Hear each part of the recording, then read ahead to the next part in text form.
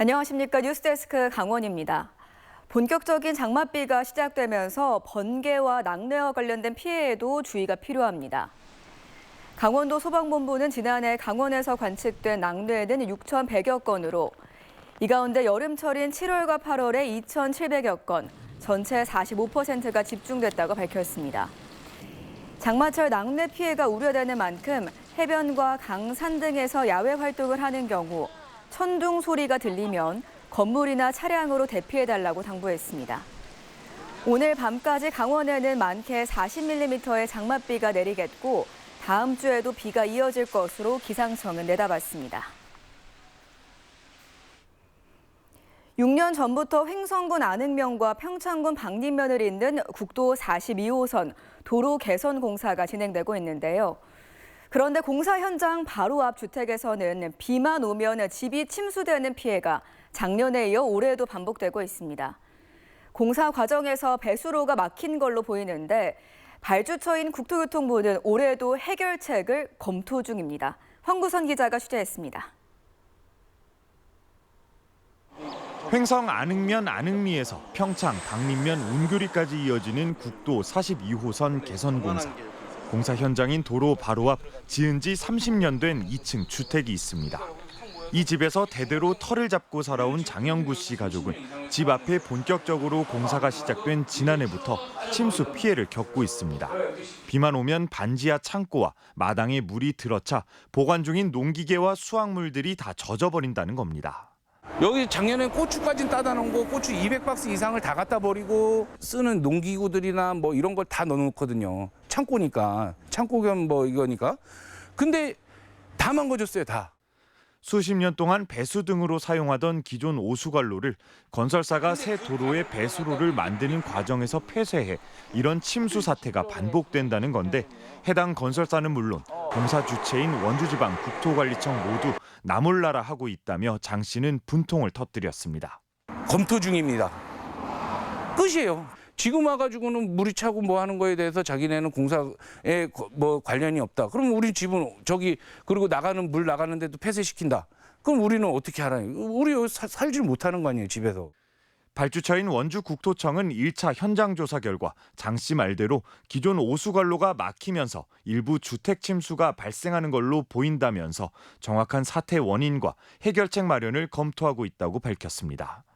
취재진이 장마철이 시작됐는데 언제쯤 조치가 완료되는지 물었지만 역시 검토하고 있다는 답변만 반복했습니다. 해당 공사에는 1,000억 원에 가까운 막대한 예산이 투입됩니다. 하지만 공사 과정에 발생하는 주민 피해 예방 노력은 턱없이 부족해 보입니다. MBC 뉴스 황구선입니다. 고원도시 태백에는 국가대표 선수들을 위한 훈련 시설이 있습니다. 30년 가까이 운영되고 있지만 시설이 오래돼 개선 요구가 끊이지 않고 있는데요. 대한체육회가 몇 년 전 시설 개선 계획을 세웠는데 사업은 잘 진행되지 않고 있습니다. 조규현 기자가 취재했습니다. 지난 1998년 문을 연 국가대표 고시대 훈련장인 태백 선수촌입니다. 태릉과 진천 선수촌의 보조 훈련장인데 시설이 오래되고 많이 부족한 게 현실입니다. 이 때문에 10년 넘게 시설 개선 필요성이 제기됐지만 사업 계획은 마련되지 않았습니다. 2020년 이후에야 사업 계획이 세워지면서 상황은 좀 달라지는 듯 보였습니다. 이 계획에 따르면 총 사업비 960억 원을 들여 현재 부지의 180여 명 수용 규모의 다목적 시설로 바꾸는 게 목표였습니다. 태백시도 당시 대한체육회의 계획을 대대적으로 홍보했습니다. 하지만 올해 상반기로 예상했던 사업 착공은 아직 감감무소식입니다. 대한체육회는 해당 사업에 대해 문화체육관광부와 협의 중이며 사업 추진 여부 등은 확정되지 않았다는 짤막한 입장만 공개했습니다.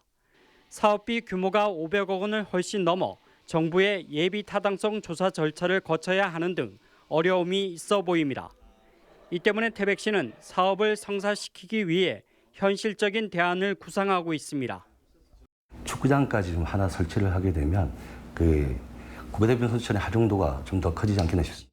정부의 예타를 안 하려고 480억 선에서 맞추려고 합니다. 태백시는 태백 선수촌을 확충해 고원 스포츠 도시의 입지를 더 확고히 한다는 목표를 세우고 있습니다.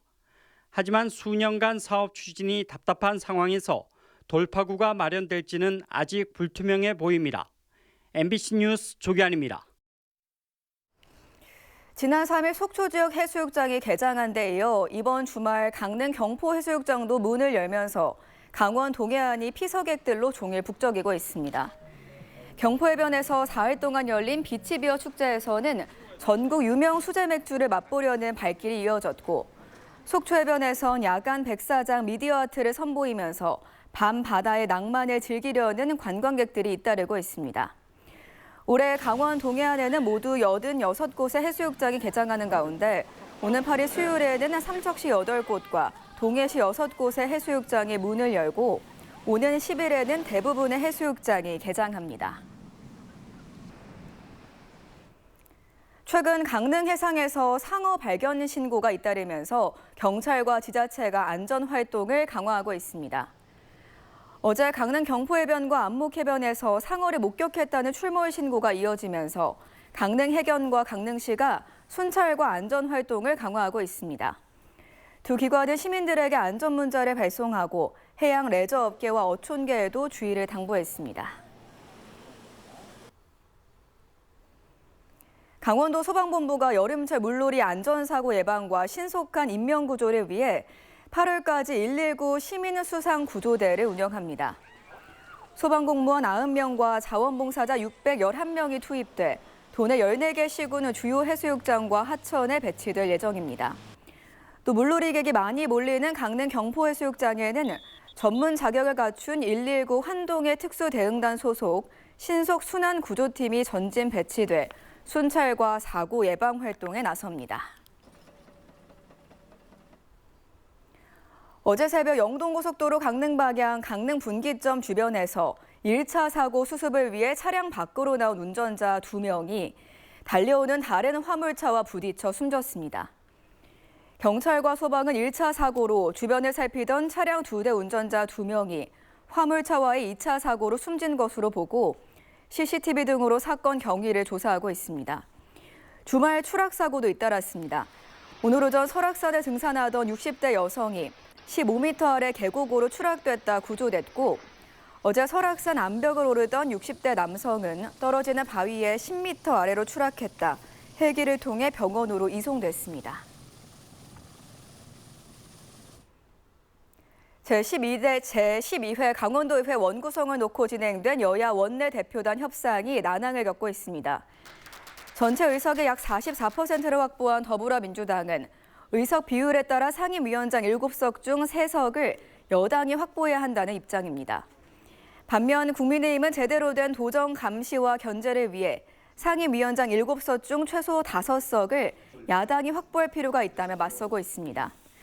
여야가 내일 합의에 이르지 못할 경우 내일 열리는 제12회 강원도의회 첫 본회의는 파행을 빚을 것으로 보입니다. 최근 여준성 더불어민주당 원주갑 지역위원장의 연임과 관련해 일부 민주당원들이 짬짬이 선출이라며 항의 집회를 열었습니다. 원주 지역 일부 민주당원들은 오늘 여 위원장 사무소 주변에서 집회를 열고 지난 지방선거 공천 과정에서 무능력했던 여 위원장이 찬반 투표 등 검증 없이 짬짬이로 선출됐다며 여 위원장과 민주당의 해명을 요구했습니다. 여 위원장은 해당 집회와 관련해 중앙당 결정에 따를 뿐이라고 일축했습니다. 양구군 국토 정중앙면 이장협의회가 동서고속화철도 용화 야촌리 구간 교량화와 관련해 정부의 약속 이행을 촉구했습니다. 이장협의회는 지난 3일 철도 제4공구 터널 굴착지 앞에서 성명서를 발표하고 지난해 8월 국민권익위주관 협의회에서 용화 야촌리 355m 구간을 교량화하기로 공식 합의했지만 이후 합의 취지가 훼손됐다고 주장했습니다. 이들은 주민 합의상 이행과 국비 비율 70% 이상 보장을 요구했습니다. 교육부의 2026년 특성화 지방대학 글로컬 대학 성과평가에서 강원대가 B등급, 한림대는 C등급을 받았습니다. 강원대는 당초 배정된 지원금 430억 원이 그대로 지원되고 한림대는 20% 감액된 187억 5천만 원을 지원받게 됐습니다. 글로컬 대학 사업은 대학과 지역이 자율적으로 설계한 혁신 모델을 선정해 5년간 1,000억 원을 지원하는 사업으로 도내에선 2023년 강원대와 한림대가 선정됐습니다. 32년 만인 올해 다시 가동에 들어간 영월 상동 광산이 채굴된 텅스텐 원석을 통한 본격적인 상업 생산 단계로 접어들었습니다. 광산 운영업체 알몬티 대한중석은 올 1, 2분기 동안 광산에서 텅스텐 원석 14만 톤 가량을 채굴하고 보다 상업 가치가 높은 정제 광석으로 다듬는 공정에 들어갔다고 밝혔습니다. 업체는 올해 채굴한 14만 톤의 텅스텐 원석 가치는 하나로 1,057억 원이라며 하반기부터 순도가 높은 원석 채굴에 나섭니다. 세계 곳곳의 전쟁과 반도체 수요 등으로 32년 만에 가동된 영월 상동 광산이 지역의 활기를 불어넣을지 주목되고 있습니다. 시행 100일을 맞이한 통합 돌봄 체계가 강원 도민들의 호응을 얻고 있습니다. 강원 지역 통합 돌봄 서비스 신청은 2,179건으로 돌봄 통합 지원법이 시행되기 전보다 541% 증가한 것으로 조사됐습니다. 특히 노인 인구 10,000명당 신청자는 51.5명으로 전국 평균인 41명을 웃돌았습니다. 강원도는 중앙정부와의 협력을 통해 통합 돌봄의 서비스 품질 향상을 위한 지원을 확대할 계획입니다. 올해 강원 동해안의 생선 청어의 어획량이 크게 늘면서 전체 어종의 누적 어획량이 지난해 133%를 기록한 것으로 조사됐습니다. 강원도 글로벌본부는 올해 상반기 누적 어획량은 19,000여 톤으로 지난해 14,000여 톤보다 5,000톤 가까이 늘고 특히 올해 청어가 4,500여 톤이 잡혀 지난해 같은 기간 2,500여 톤보다 2,000톤가량 많이 잡혔다고 밝혔습니다. 또 붉은 대게도 올해 1,700여 톤이 잡혀 지난해보다 500톤가량 늘었으며 방어 어획량도 올해 600여 톤으로 지난해보다 50%가량 많았습니다.